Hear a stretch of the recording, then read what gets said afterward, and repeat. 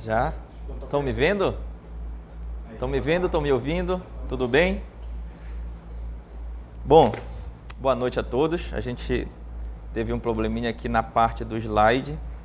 Não conseguimos conectar para vocês verem os slides. Então, hoje a gente vai basicamente definir qual vai ser as ações de instrutor alunos para o CFS 2020.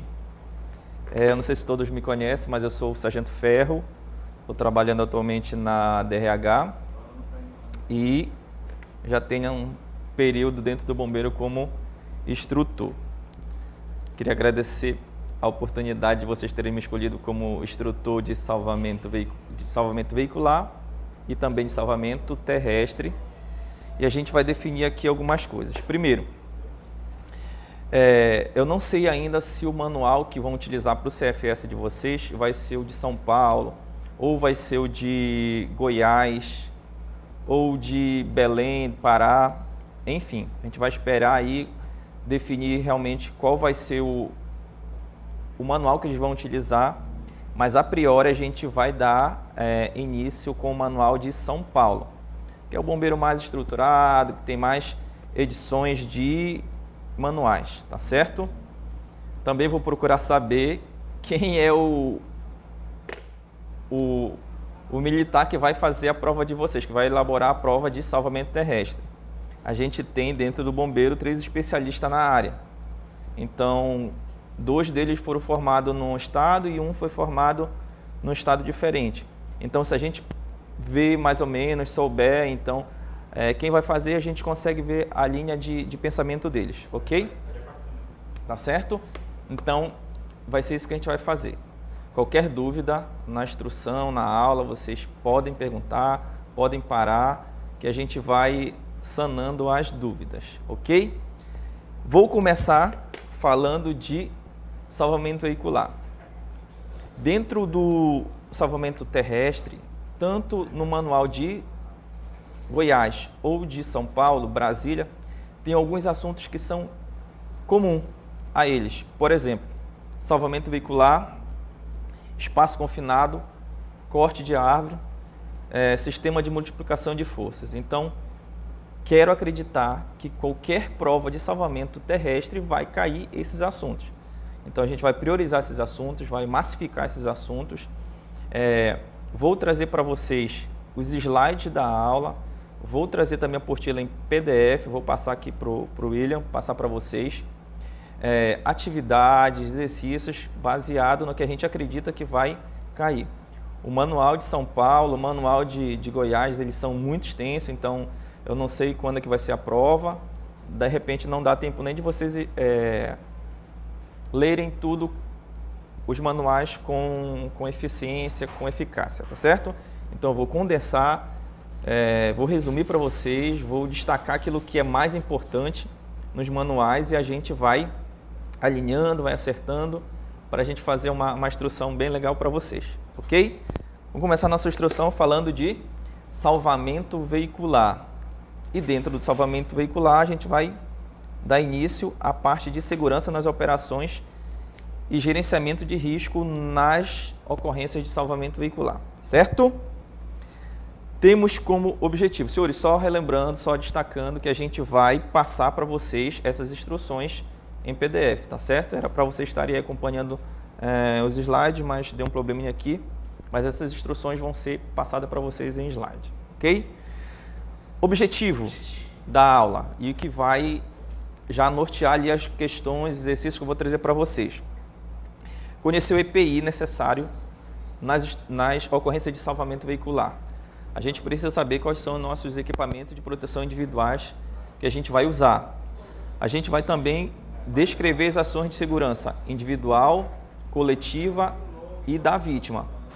Outro objetivo é identificar as principais ameaças que a gente vai encontrar nas ocorrências de salvamento veicular e, por último, avaliar corretamente a cena de salvamento, ok? Esses são nossos objetivos. Baseado nos objetivos, vou fazer as questões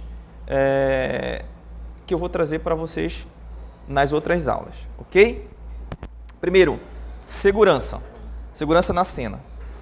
A gente vai dar prioridade à segurança. Cheguei no local, estacionei as viaturas de forma correta e a gente vai começar desde quando a gente sai do quartel até o local onde estão as vítimas, onde foi o acidente de fato. A gente vai se preocupar com a segurança, tá certo? Dentro dessa segurança, temos a segurança do militar, que é da guarnição, da vítima e das pessoas que estão ao redor do local. Por exemplo, populares, imprensa, curiosos, tudo isso daí faz parte da cena e a gente vai ter que se preocupar com esse pessoal aí, tudinho, certo? O trabalho, a gente também, baseado na segurança, falando da segurança ainda, a gente vai ter que identificar quais são os riscos que a cena está trazendo para nós. Identifiquei o risco, eu vou ter que também saber quais as medidas que eu vou fazer para diminuir esse risco. Se eu não conseguir eliminar, pelo menos diminuir os riscos. O trabalho só pode prosseguir quando eu identificar esse risco, comunicar para todos os envolvidos na cena, tentar diminuir ou eliminar. Eliminar muitas das vezes é muito difícil, mas a gente vai identificar e diminuir, ok? Essa é a parte de segurança. Também vamos falar das principais ameaças da cena. Questão de prova.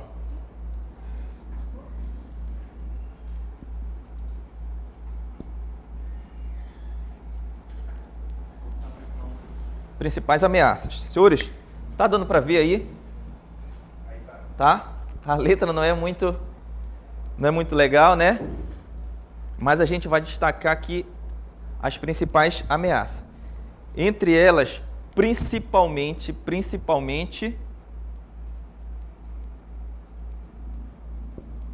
curiosos.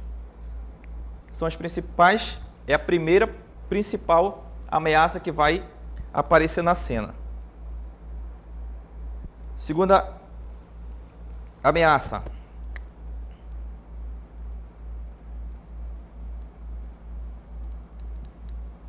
Rede elétrica. Também é uma ameaça que a gente vai ter que ficar atento a isso. Curiosos, primeiro colocado. Se a gente for fazer um ranking aí, curiosos é o que está mais, é o que a gente mais vê na cena. Rede elétrica.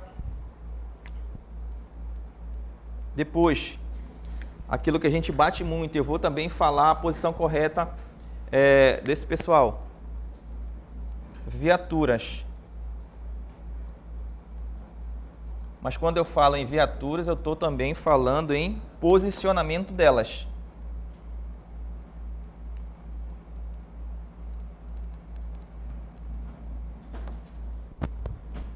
Tá certo? Posicionamento das viaturas. Cheguei no local da ocorrência, existe um protocolo de como a gente vai colocar as viaturas. Tanto a BT, a ABS, quanto a UR, ou seja, a nossa ambulância. Outra preocupação que a gente tem, e a gente vai falar muito dessa ameaça, que é a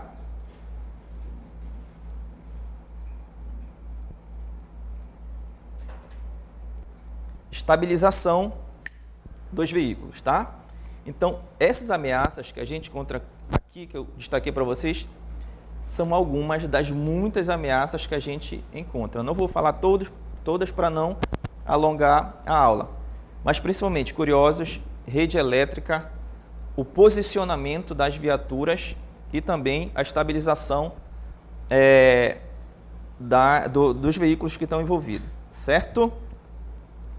Ações de segurança.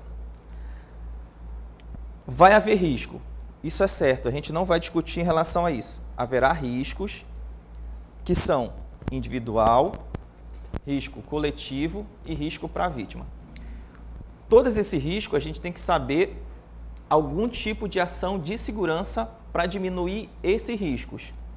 Por exemplo, a gente vai falar aqui de riscos individuais, aquele que o militar, que a guarnição está passando. Primeiro risco, corte em superfície expostas. Cheguei no local, posicionei as viaturas, fiz cortes no veículo. Baseado nisso, vai ficar partes do veículo pontiaguda, que podem cortar o militar e a vítima se não protegida adequadamente, e o militar se não protegido com seu EPI. Então, o risco, partes expostas do veículo que a gente vai efetuar o corte. Ação de segurança, o que eu posso fazer para diminuir esse risco? Usar EPI de proteção, né? Usar todo o meu equipamento de proteção individual para proteger a mim e também usar um equipamento que possa proteger as ferragens. Que a gente, aqui na Amapá, a gente usa uma lona, mas existe um produto específico para isso de algumas empresas, que quando a gente for falar de FEAs, que são as ferramentas, equipamentos e acessórios, eu vou mostrar para vocês esse tipo de equipamento, tá bom? Então, nossa primeira ameaça é cortes. O que a gente faz para diminuir essa ameaça, essa segurança? Qual é a nossa segurança? Usar EPI e também usar a proteção para as ferragens, ok? Segunda ameaça que a gente tem, acidente no manuseio das ferramentas, principalmente as ferramentas hidráulicas. Estou lá cortando meu veículo, eu tenho que me atentar para fazer o rodízio, estou cortando, cansei, passo para o meu canga fazer o corte também. Ação de segurança, principalmente usar a técnica adequada. Risco, acidente com as ferramentas. Ação de segurança, usar a técnica adequada. Por exemplo, estou eu lá cortando um teto. Eu tenho que saber qual a melhor técnica que eu vou fazer para efetuar esse corte. Caso contrário, eu estou aumentando esse risco da cena, ok? Segundo, contaminação, principalmente por sangue, vômito das vítimas. Isso é contaminação, uma ameaça evidente da cena. O que eu posso fazer para me proteger? Qual é a minha medida de segurança? Qual é a minha ação de segurança? Usar luvas de proteção individual quando eu for tocar na vítima e também usar mascarilha, né? Aquela máscara para a gente se proteger de vômito, de saliva, enfim. Outra ameaça, lesões ergonômicas. Estou lá cortando, eu percebo que a gente passa muito isso nos cursos, nos estágios, que o militar está cortando um veículo, está usando ferramentas. Para vocês terem uma ideia, a ferramenta, o expansor, que é a ferramenta mais pesada que a gente tem no bombeiro, ela pesa 24 quilos. Então, o militar, se ele não tiver de forma correta cortando esse veículo, certamente vai ter algum tipo de lesão. Lombar, braço, enfim. Qual a maneira? Essa é a minha ameaça. Qual é a medida de segurança? Postura correta de fazer o corte e fazer a troca. Cansei, passo para o meu canga. No veicular, a gente nunca vai efetuar um tipo de corte sozinho, sempre com o canga do lado. Outro risco individual. Esses riscos que eu estou falando são todos individuais. A desidratação, certo? Estou lá cortando um carro, um veículo. Esse corte ele pode ser rápido, pode ser tirar uma porta, pode ser cortar um teto, rebater um teto, pode ser rápido, 10, 15 minutos. Assim como pode ser um corte, um desencarceramento de lá 1 hora, 2 horas de tempo. Então, para isso, eu preciso estar preparado fisicamente.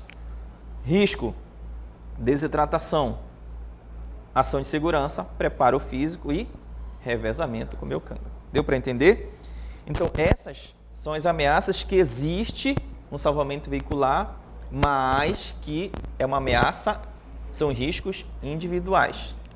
Primeiro, corte nas superfícies, repetindo, tá, para vocês, corte de superfície, manuseio incorreto, contaminação, as lesões e a desidratação, ok? Senhores, isso é muito comum vir em prova, eu saber. Lembra dos nossos objetivos? Conhecer os riscos e as ameaças que a gente vai encontrar. Esses são riscos individuais, ok? Outra coisa que eu acredito que venha na prova, que possa vir, o instrutor gosta dessas questões. Eu conheci o meu equipamento de proteção individual no salvamento veicular.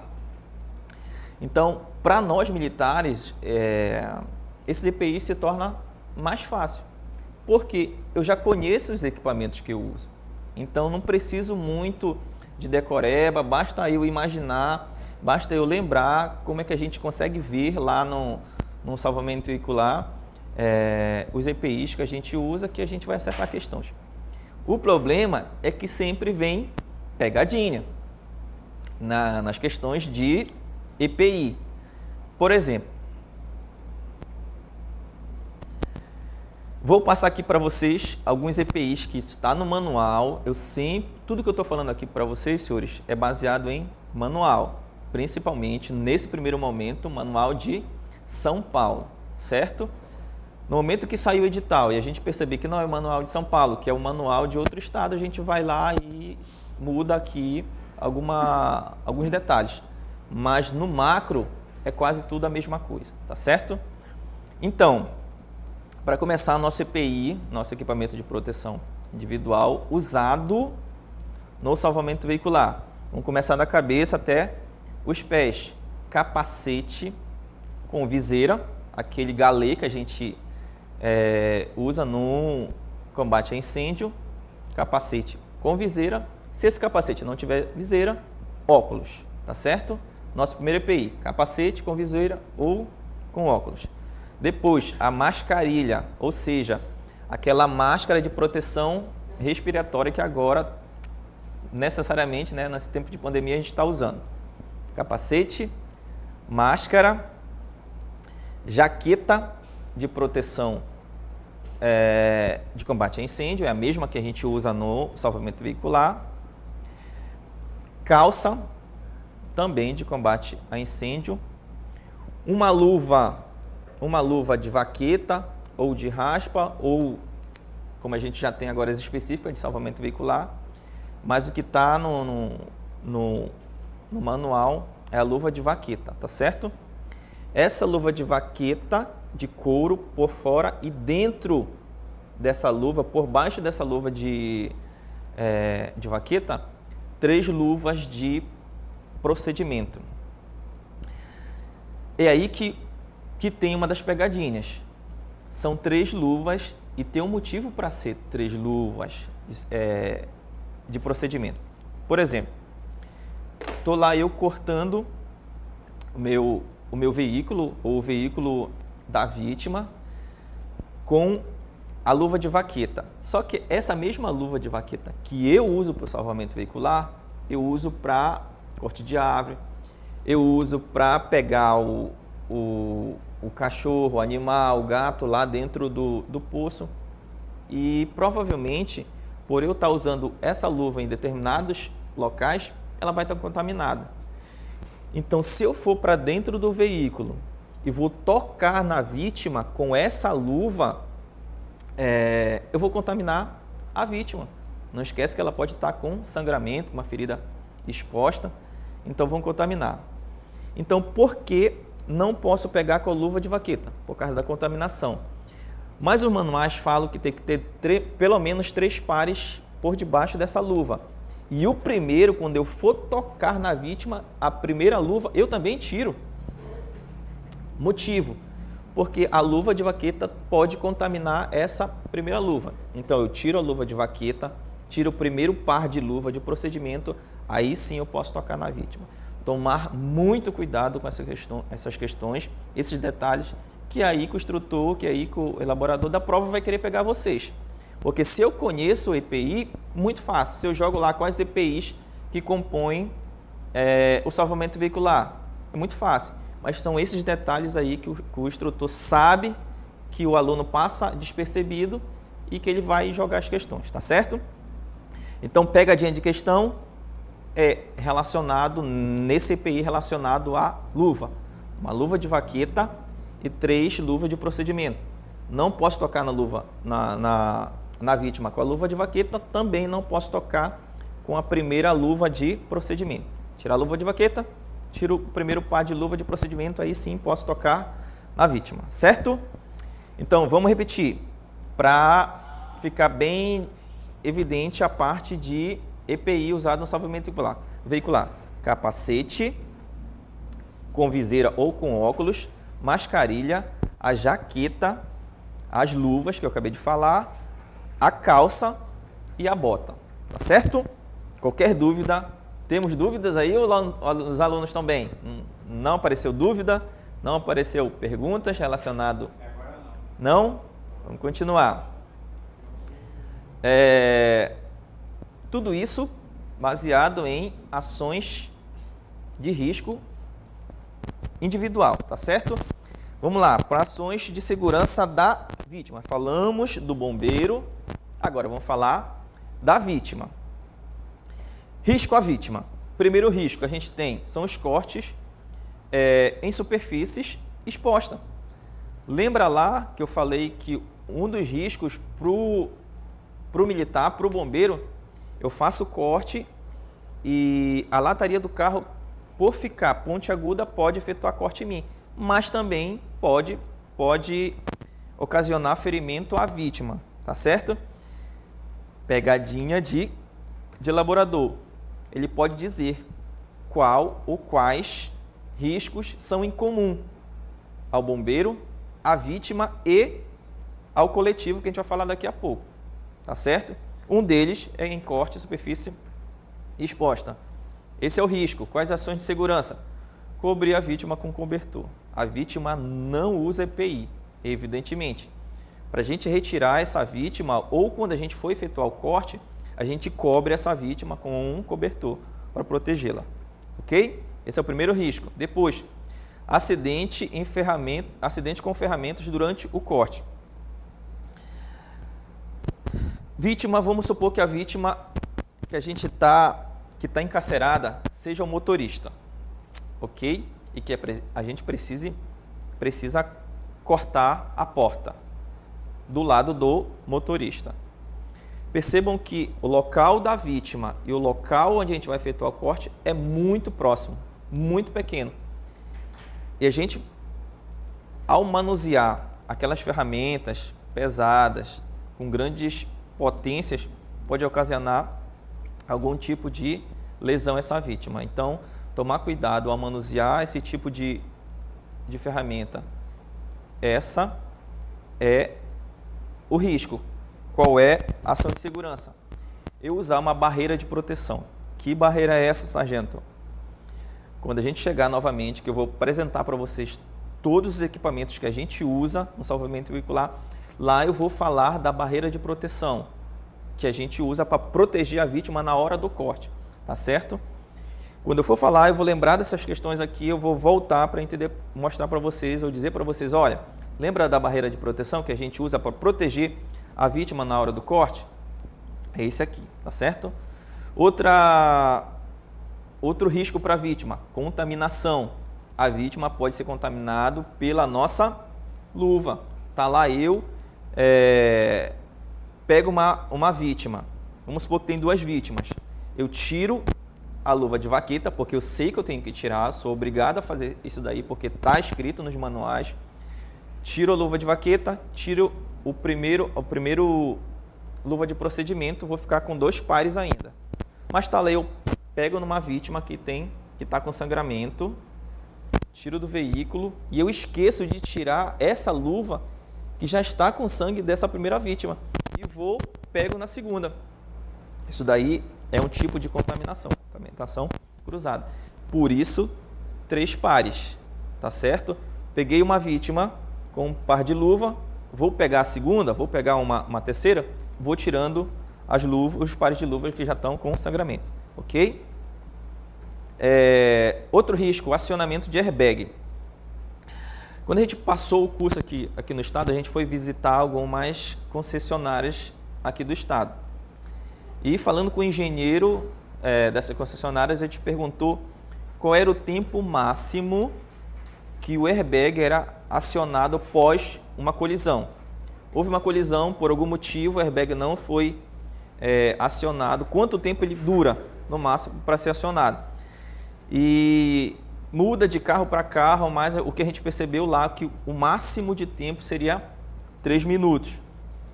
Então, tomar cuidado. Cheguei no local, percebi que o carro o airbag não foi acionado, ficar atento em relação a isso, porque ele pode ser acionado na hora do corte e ferir tanto o bombeiro quanto a vítima.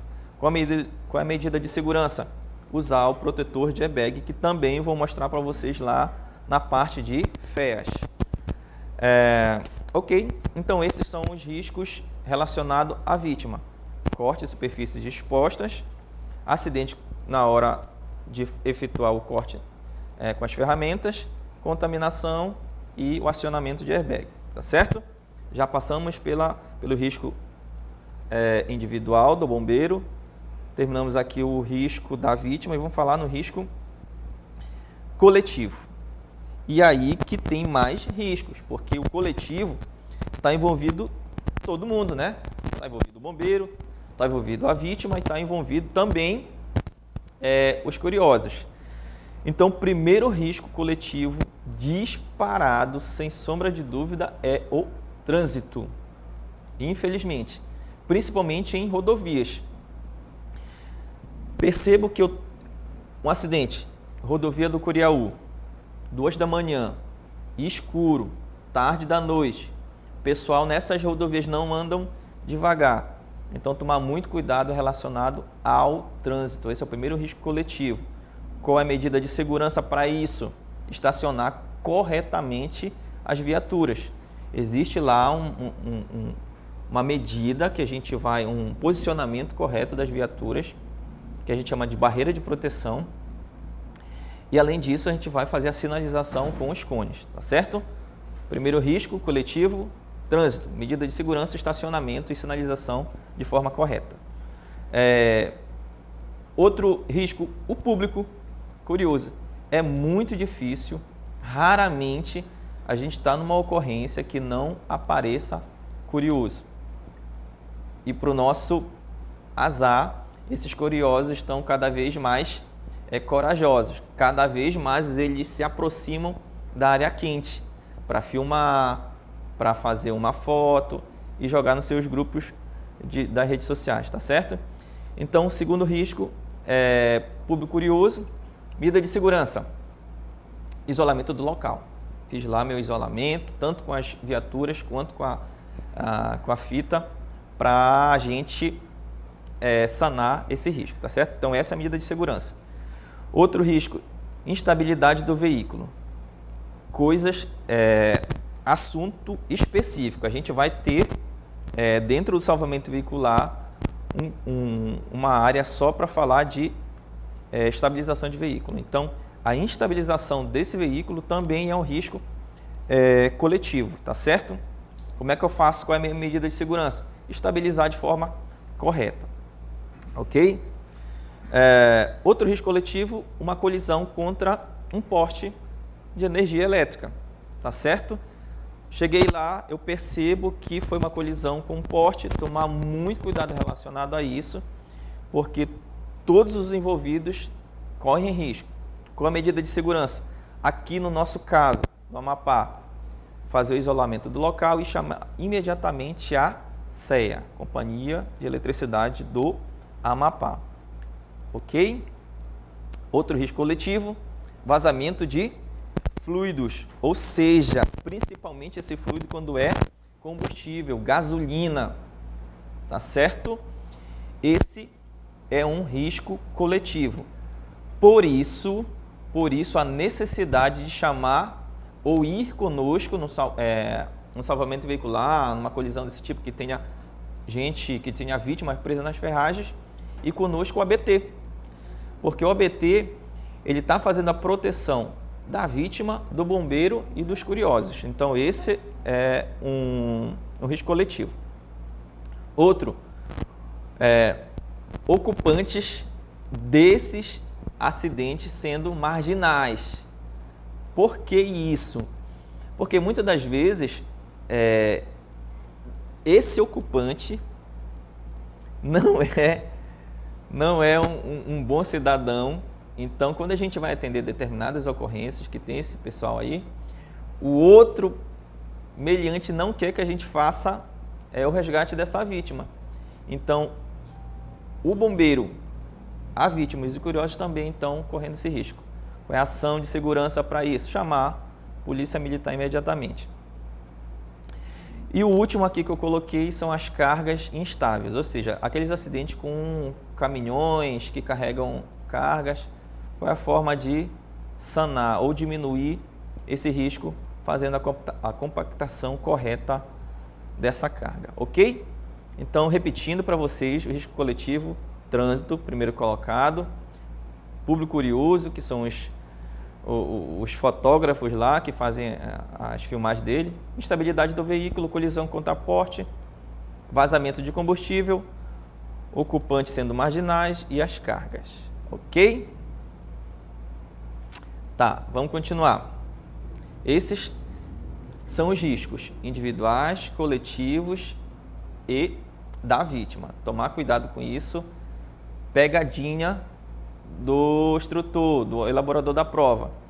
Ele querer saber quais os riscos são comuns, individual, coletivo e da vítima, tá certo?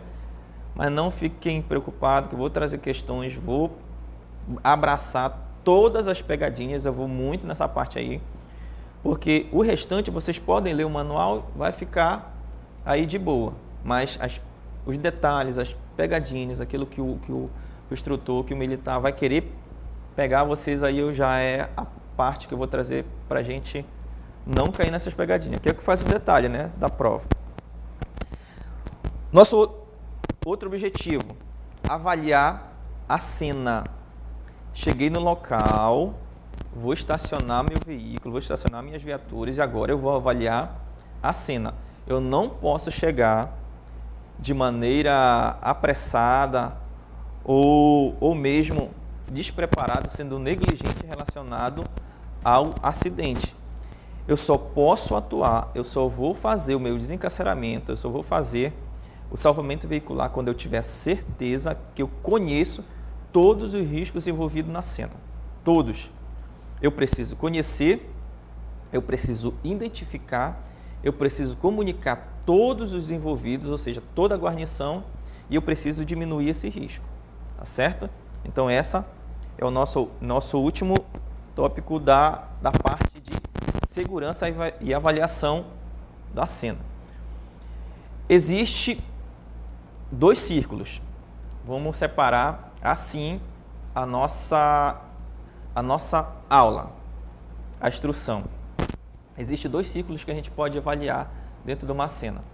O círculo interno, vou mostrar a imagem para vocês na próxima aula, vou trazer os slides, vocês vão conseguir visualizar, vai ficar bem mais fácil de vocês entenderem. Mas existe um círculo interno e existe um círculo externo. Esse círculo interno fica bem próximo dos veículos envolvidos. A gente pode imaginar que na cena, com vítima, pode ter 1, 2, 3 veículos. E também existe um círculo externo. Esse círculo interno, que a gente chama, é bem próximo, está ali no máximo de 5 metros. E esse círculo externo, mais afastado, é de 10 a 15 metros. A gente vai avaliar todos os 2. Organização da cena. Cheguei na cena, agora eu vou organizar toda a cena para mim atuar. Primeira coisa que eu faço, eu vou estabilizar de forma correta. E existe uma maneira de forma correta para estabilizar, tanto ABT, ABS quanto ambulância. Além disso, existe também a maneira correta da gente fazer a sinalização e a colocação dos cones, que também é questão de prova. Então, estabilizei, sinalizei local, vou fazer o meu posto de comando, a minha área de descarte, o meu palco de ferramenta, tudo isso são questões que a gente coloca dentro da cena. Ok? Vocês não conseguem ver, mas vamos falar de sinalização. Essa sinalização ela é dividida em 3 partes: estacionamento, sinalização e isolamento. Cheguei no local, a primeira barreira que eu vou ter para me proteger são as próprias viaturas. Vou chegar lá, vou estacionar de forma correta, vou sinalizar o local e estacionar as viaturas. Por exemplo, vamos imaginar que a ocorrência está sendo aqui na rodovia do Curiaú. Uma rodovia de mão dupla. E eu preciso estacionar. Os veículos envolvidos estão no meio da rodovia. O ABS, que é a viatura que vai ficar mais próximo do local, para a gente não perder tempo pegando ferramentas dessa viatura, ela vai ser a primeira a estacionar. Ela vai estacionar próximo dos veículos envolvidos. Atrás do ABS vem o ABT. Esse ABT estaciona 45 graus, essa é a forma correta, estacionei 45 graus, ou seja, os veículos vão ficar mais ou menos na diagonal em relação à pista, um atrás do outro, e a nossa ambulância, a nossa UR, vai ficar posicionada próximo também do local onde as vítimas estão envolvidas, porém, já imaginando a sua saída, a sua melhor rota de fuga. Então, estacionei próximo do veículo, a primeira viatura estacionar, ABS, atrás da ABS, ABT, e mais à frente vem a ambulância, tá certo? Essa barreira que a gente faz protegendo os militares, a gente chama de barreira de sacrifício, ok? Essa é a parte de estacionamento. Detalhe, estacionar a viatura em 45 graus. Alguns manuais falam também que a gente tem que girar a roda também em 45 graus. O salvamento de São Paulo fala isso, já o de Goiás não fala. Ok, estacionei, agora eu vou sinalizar. E essa sinalização, ela segue um padrão de velocidade da rodovia. Por exemplo, aqui na rodovia do Curiaú, velocidade máxima 80 km por hora. Então, estacionei as viaturas com a barreira de sacrifício, como eu acabei de falar, e agora eu vou colocar os cones. E esses cones, eles seguem, como eu falei para vocês, a velocidade da pista. Um detalhe, o primeiro cone, ele é colocado a 15 metros da última viatura, ou seja, no nosso caso aqui, o ABT. Questão de prova. E aí que vem as questões relacionadas à parte de estacionamento, sinalização e isolamento. A distância que a gente coloca de um cone para outro. Só lembrando que o primeiro cone fica a 15 metros de distância da última viatura, que no nosso caso é o ABT. Os demais vão seguir a cada 10 metros. Porém, a quantidade está relacionada à velocidade da pista. Se a pista é de 80 por hora, eu vou colocar 8 cones. 8 cones com distância de 10 metros de um para outro. Se a pista é de 110 km por hora, eu colocaria 11 cones com distância de 10 metros um para outro. O único que não segue essa regra de 10 metros é o primeiro, que vai a 15 metros. Então, como é que eu posso colocar uma questão para vocês? Dizer que, no exemplo, que a via permite no máximo 50 km por hora, e eu quero saber qual a quantidade certa de cones e qual a distância de um para o outro.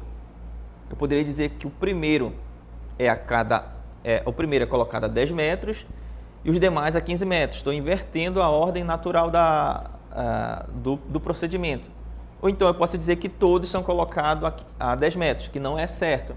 Lembrando, ratificando e fazer com que vocês não caiam nessa pegadinha. Como é que eu faço para sinalizar? Com cones. Primeiro cone a 15 metros da viatura, os demais a 10 metros, seguindo a velocidade a quantidade seguindo a velocidade da via, tá certo? Se fosse 100 metros, eu colocaria 10 cones a 10 metros de distância cada um, ok? Se fosse 100 km por hora, desculpa. Certo? Essa é a parte de sinalização. Isolamento. Esse isolamento segue zonas. Zona quente, zona morna e zona fria. Vamos falar primeiro da zona quente, que é aquela mais próxima do local, onde quem vai atuar é somente os bombeiros envolvidos, tá certo?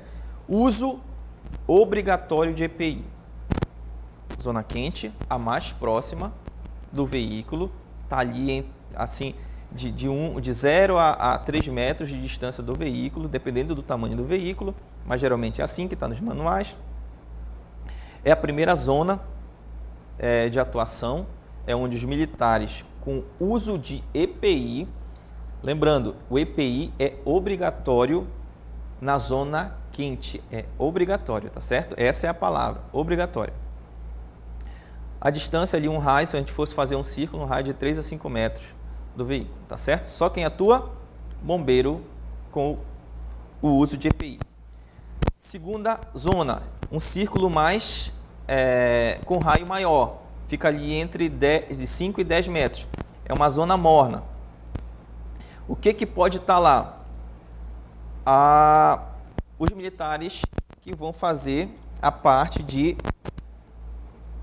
primeiros socorros. Consegui tirar a minha vítima e eu vou tirar da zona quente e colocar na zona morna para que o pessoal da UR possa atendê-lo. Eles vão tirar essa vítima e vão colocar lá para a zona fria, que eu vou falar daqui a pouco para vocês, tá certo? Na limitação da zona morna com a zona quente, eu vou colocar o meu palco de ferramenta. Esse palco de ferramenta é uma lona no qual a gente vai colocar todos os equipamentos necessários para efetuar o corte. A motobomba, as ferramentas de corte, os equipamentos que vai auxiliar a gente na estabilização, no isolamento, tudo isso é colocado no palco de ferramenta. E o palco de ferramenta fica na zona morna. Prioridade da zona quente. Só quem pode estar lá, o bombeiro que está usando EPI. Prioridade da zona morna. O palco de ferramenta é colocado nessa zona. E posterior, um círculo maior, um círculo com diâmetro maior, vem a zona fria, que é o terceiro círculo de atuação, onde limita-se a área de descarte. Cortei o veículo lá em questão, tirei a porta, vou pegar essa porta e vou jogar lá na zona morna, onde está o palco de descarte, tá certo? A zona de descarte. E a limitação dela é feita por uma fita zebrada. Dentro dessas zonas, ninguém pode entrar a não ser bombeiro, tá certo? Exceto na zona quente, onde quem vai entrar é somente bombeiro usando EPI completo. Aqueles EPI que a gente falou lá no início da aula, tá certo? Existe uma imagem aqui onde mostra claramente a divisão dessas três zonas, zona quente, zona morna e zona fria. Vou trazer para vocês com certeza absoluta, não vou pular isso, porque isso é muito importante. Tá certo, senhores? Então, essa parte inicial é só para a gente introduzir o que a gente vai falar no salvamento veicular. A parte de segurança, ela é muito importante. Eu preciso conhecer, eu preciso saber, eu preciso identificar os riscos existentes na cena, eu preciso comunicar a todos os envolvidos na cena que existem esses riscos, identifiquei, comuniquei, vou tentar eliminar. Se eu não conseguir eliminar, pelo menos eu vou tentar diminuir esse risco, tá certo? Se eu vejo lá vazamento de combustível, eu tenho que falar para todos os envolvidos e eu tenho que fazer alguma coisa para sanar esse risco, tá certo? Outra coisa importante, eu preciso conhecer os meus EPIs que eu vou usar na ocorrência. Preciso saber que tem um capacete, que esse capacete tem que ter viseira. Se ele não tiver viseira, tem que ter óculos. Eu preciso estar com a minha máscara de proteção, uma mascarilha. Eu preciso estar com a minha jaqueta. Eu preciso estar com as minha luva de vaqueta ou uma luva específica de salvamento veicular. Com 3 luvas de procedimento, sabendo que eu não posso tocar na vítima, não posso de maneira alguma com a luva de vaqueta e nem com a primeira luva de procedimento que está na minha mão. Tá certo? Além disso, a calça e a bota. Se vocês forem ver as imagens que eu tenho aqui, vai aparecer lanterna, vai aparecer cinto alemão e vai aparecer cabo da vida. E o instrutor e o elaborador da prova, ele vai colocar numa questão dizendo que o uso de lanterna é um EPI. Lanterna não é EPI. Cinto alemão não é EPI. Cabo da vida não é EPI. Por mais que eles estejam aparecendo na foto, na imagem aqui que eu vou trazer para vocês, não é considerado EPI. Se a gente tem muita coisa, vai saber sim, vai gravar sim, porque eu vou trazer as questões. E quando eu trouxer as questões para vocês, baseado em todas essas pegadinhas aqui, a gente vai começar a entender, opa, aqui não é, aqui é, e assim a gente vai identificando o que vem nas questões, e como vêm as questões, tá certo? Pode perguntar. Até que enfim, uma pergunta. Ao calcular a quantidade de cones de acordo com a velocidade, eu conto com o primeiro cone que está com a distância de 15 metros da abertura? Não. É assim. Vamos lá. O elaborador, ele vai colocar para você uma questão falando em velocidade da via. Ele tem que colocar essa velocidade, não tem jeito. Ele vai falar, vai encher de um texto gigante, mas o que ele vai querer saber relacionado à sinalização é a quantidade de cones e a distância correta de cada um entre eles. Assim, o primeiro cone é como se fosse um cone isolado. Na somatória, claro que ele conta. Mas relacionado à via, não. Se uma via, a velocidade que ela permite é 100 km por hora, a gente vai fazer o seguinte. O primeiro é como se ele fosse independente. O primeiro é colocado a 15 metros. Ele existe, um cone. E a gente vai colocar mais 10, porque a rodovia é de 100 km por hora. Então, se eu fosse pegar a parte de macete, é só somar um a mais relacionado à via. 50 km por hora, quantos cones vão existir? 6. 80 km por hora, quantos cones vão existir? 9. 110 km por hora, quantos cones vão existir lá na minha sinalização? 20. Ou 112. Tá certo? Deu para entender? Deu para entender que o primeiro a 15 metros e o demais segue a velocidade da via. A cada 10 km por hora eu coloco um cone. Deu para entender? Deu para sanar a dúvida? Mais alguma pergunta? Pode perguntar, senhores. Relacionado à instrução de hoje, perguntem. É hora de tirar dúvida, é hora de... Estava pedindo para o senhor explicar aqui sobre gaiola de Faraday, gaiola de Faraday, Faraday. Gaiola. Gaiola?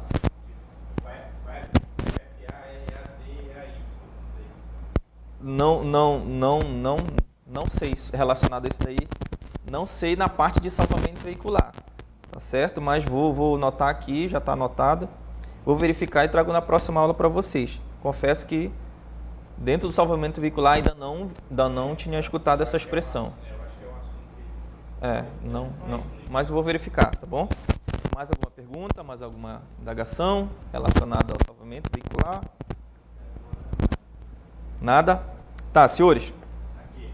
pode perguntar. Existe um padrão para a quantidade de cones, caso eu não saiba a velocidade da via? Não tem. Não. Só repete a pergunta aí. Fala aí. Ele perguntou aqui Se existe um padrão da quantidade de cone relacionado à via, se eu não sei a velocidade da via. Não tem como. Não consigo mensurar, tá certo? Ah, mas sargento, e se eu tiver num cruzamento, se eu tiver num local dentro da cidade, onde a velocidade máxima permitida é 40 km por hora, eu vou colocar só 5 cones? Isso é muito relativo, tá certo? O que a gente, como eu falei para vocês, tudo que eu estou falando é baseado em manuais, ok? O manual fala dessa forma e o instrutor e o elaborador vai cobrar dessa forma. Para para nós, como pré-candidato ao curso de sargento, você aí, aluno, vai interessar para nós, nesse primeiro momento, só o que está escrito, tá certo? Então, ele vai ter que basear a pergunta dele, a questão dele, na velocidade da via. Ele não vai, assim, querer saber relacionado a fora isso, mas porque a gente está dentro da cidade, que está no cruzamento, eu preciso colocar 2 cones, 3 cones, 20 cones, não. É tudo relacionado à velocidade da via. Ok? Mais alguma coisa? Mais alguma dúvida? Pode perguntar. Temos dúvida? Temos perguntas? Tem? Não tem? Não. Tá. Senhores, para finalizar, quero dizer a vocês que esse material vai ser disponibilizado em slide. Vou passar para vocês, eu não sei se vocês já fizeram um e-mail do grupo, não sei como é que é, vou conversar com o William. Vou disponibilizar todo esse material em slide, também vou disponibilizar em PDF para vocês ficarem tranquilos em relação ao material que vai ser utilizado durante o curso. Além disso, o que eu acho muito, muito, muito importante é os exercícios que eu vou trazer. É aí que vocês vão assimilar de fato tudo que eu estou passando. Porque dessa forma que eu acabei de dar a instrução aqui, só eu falando, você não vendo a imagem, eu não escrevendo, fica muito difícil de entender. É muita informação para pouco tempo. Mas eu vou trazer tudo isso aqui para vocês detalhadamente, com todos os macetes, com todas as pegadinhas que o instrutor pode fazer, tá certo? Vamos torcer aí para que o instrutor que vai elaborar a prova de vocês seja o que gosta do Manual de São Paulo, porque o Manual de São Paulo, você como candidato tem que preferir ele, que ele é mais enxuto, ele é mais esclarecedor se comparado com o de Goiás, tá bom? Agradeço mais uma vez, eu espero que tenha tirado a dúvida de vocês. É a primeira vez que eu dou aula dessa forma, olhando para uma câmera, eu não sei nem para onde eu estou olhando, tá certo? Mas ao longo do tempo a gente vai se adaptando e vai melhorando a didática e a forma correta de... Pode perguntar. Balaclava. Ótima pergunta. Senhores, boa pergunta, boa. Evidentemente, né? É claro que a balaclava vai estar na questão. Vai estar lá quais os itens que compõem o EPI do salvamento veicular. E o instrutor vai colocar balaclava, com certeza absoluta. Eu não sei nem se eu posso estar falando, dando os macetes para vocês já aqui que está gravada a aula. Mas lembra que eu falei no começo? Tudo que eu falar é baseado em manual. Se o manual fala que não é para usar balaclava, a gente esquece ele. Ele não faz parte dos itens que compõem o EPI, tá certo? Ah, mas o elaborador vai colocar balaclava. Claro, para pegar vocês, para fazer vocês errarem, tá bom? Não usa-se balaclava no salvamento veicular segundo os manuais. Se o manual em questão que ele colocar para vocês estudarem pro concurso, e quando eu ler ele, se no EPI tiver balaclava, a gente traz as questões, eu vou refazer essa informação, olha, agora sim a gente vai usar a balaclava porque é um item que está no manual, tá certo? Mas o Manual de São Paulo, a gente não usa balaclava. Pode perguntar. No posicionamento da viatura, a ambulância deve obedecer a posição de 45 graus na barreira de sacrifício ou ela fica posicionada já em rota de fuga? Tá, a pergunta foi se a ambulância, essa UR, se ela fica posicionada a 45 graus, igual fica o ABT e o ABS. Não. A ambulância, a prioridade dela é ficar posicionada para a rota de fuga. Tanto é que muitas das vezes o carro está aqui, o veículo envolvido no acidente está aqui, o ABS está aqui, o ABT está aqui, a ambulância já fica para esse lado. Ela vai se posicionar próximo do local, mas já pensando na rota de fuga dela, tá certo? Então a ambulância ela não segue o padrão das outras duas. Se o acidente for na curva de uma rodovia, há algo no posicionamento? Muda. Boa. Tô adorando as perguntas. Quanto mais perguntas, mais informações eu consigo passar. A pergunta foi o seguinte: se numa curva a regra dos cones, se ele muda? Muda sim. Os cones só servem para locais em reta. Quando eu vou fazer uma curva, vamos imaginar que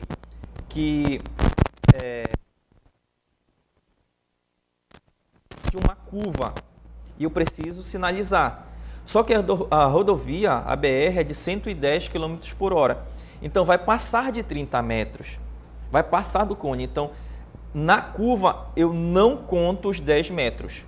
Eu sinalizo até onde tem uma reta, passo a curva e de lá eu começo novamente a contar os meus cones, tá certo? Então, a curva não entra nessa metragem aí não, tá certo? Eu tenho que fazer com que a curva não existe, é como se ela não existisse. Eu passo dela e sim eu começo também novamente a contabilizar os meus cones. As viaturas. Mais uma pergunta. Fora da zona fria? Se as viaturas ficam fora da zona fria. Não, as 3 viaturas, pelos manuais, elas ficam dentro da zona fria, tá? Uma fica ali perto da zona morna, zona fria, mas as 3 estão nos 3 círculos lá que a gente falou, tá certo? Agora te pergunto direto. Tá, pode perguntar. Como fazer o isolamento de uma via igual a do Curiaú, que é de mão dupla? Como isolar os 2 sentidos? Tá, boa pergunta. É o seguinte, como eu falei para vocês não conseguiram ver a imagem aqui aí para essa noção de sinalização, estacionamento, fica meio complicado. Mas vamos supor que é uma rodovia do Curiaú, que é mão dupla, e a gente precisa sinalizar. A gente vai basear no lado que está os carros envolvidos, tá certo? Vamos supor que é em direção a Macapá, Curiaú, e os carros envolvidos estão no lado direito. É dessa forma que eu vou estacionar a viatura, tá certo? Vindo no sentido do lado que está o carro, tá certo? Não sei se deu para entender, mas quando eu trouxer a imagem vocês vão conseguir entender, tá certo? Mas não significa que eu não tenho que estacionar o outro lado da rodovia, mas o manual não cita isso aqui. Então a gente vai seguir só o que está no manual, porque o instrutor, o elaborador, ele só pode seguir o que está no manual. Se ele falar algo diferente, a gente entra com algum tipo de indagação, algum tipo de mandato e encerra anulada a questão. Ok? Senhores, obrigado mais uma vez. As perguntas foram muito boas. É assim que eu gosto da aula, é assim que eu estou acostumado, com o aluno perguntando, parando a aula, questionando, mas me falaram dessa forma, eu acho que não é assim, não está correto, aí a gente vai debater aqui, vou trazer o manual para vocês. Só lembrando, quem não tem o manual também, eu tenho em PDF, que é o manual de São Paulo, e eu tenho o manual de Goiás e do Pará. Quem quiser, eu já posso também passar para o William, para vocês irem lendo, aí já vão percebendo como vai ser a minha aula, tá certo? Desejo a todos boa sorte no concurso, é a chance de vocês, né? Muitas vagas, e tenham todos uma boa noite. Até a próxima aula.